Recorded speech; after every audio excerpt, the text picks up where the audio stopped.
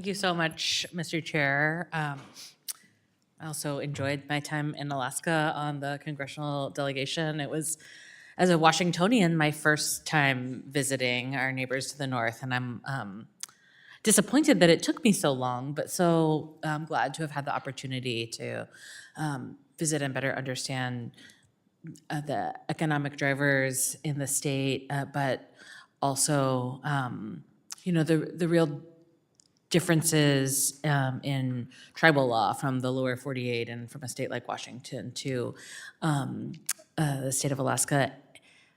But similar to my colleague from Utah, I will say the challenges that folks in coastal Washington state faced are not dissimilar from the challenges that you have been speaking about, President Christensen.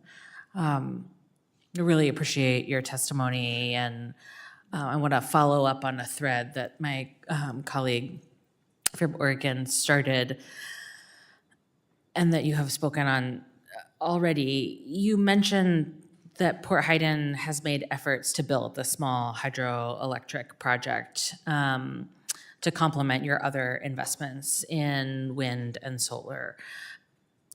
And, you've mentioned some of the benefits given that your costs are so high.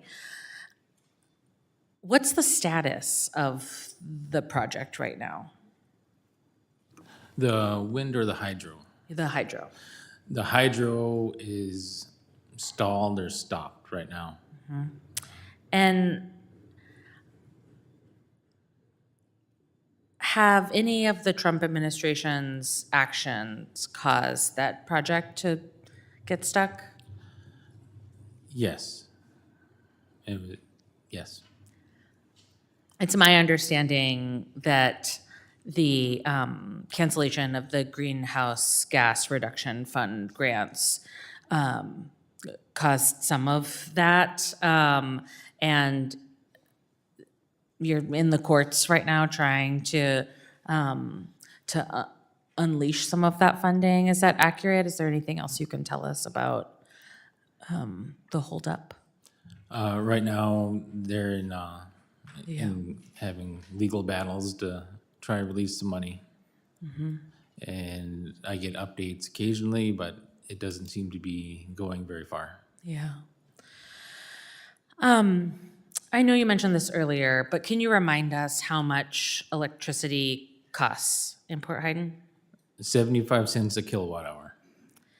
And how much would the hydro project have lowered that cost? Probably 55 cents. That's significant. That's very significant. And with the price of power, I understand that you would have been able to reopen a salmon processing plant that was closed because of diesel costs. Is that right?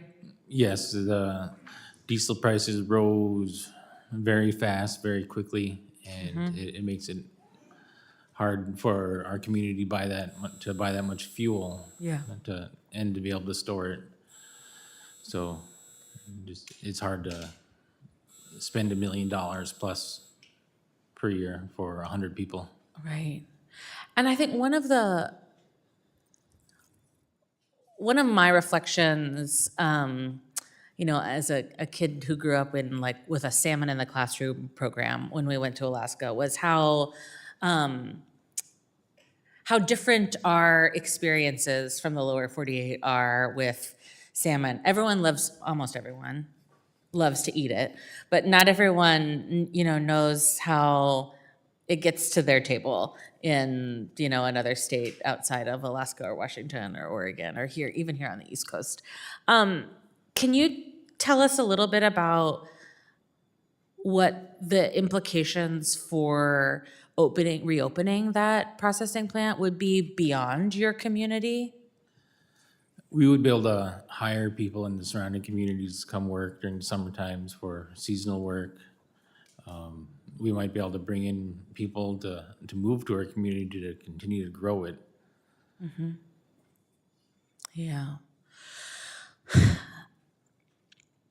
I I appreciate you traveling so far to, share your experience, and share the frustration that you and so many members of your community must feel by projects being stalled. I believe that we need to figure out how to make government work better for the communities who benefit from it, but I also want to just say on the record that all speed is not good speed, right? This project is stalled not because of red tape, but because we decided that this administration decided that it didn't want to fund renewable energy. Thank you, gentlemen. Our time has Thank you. expired.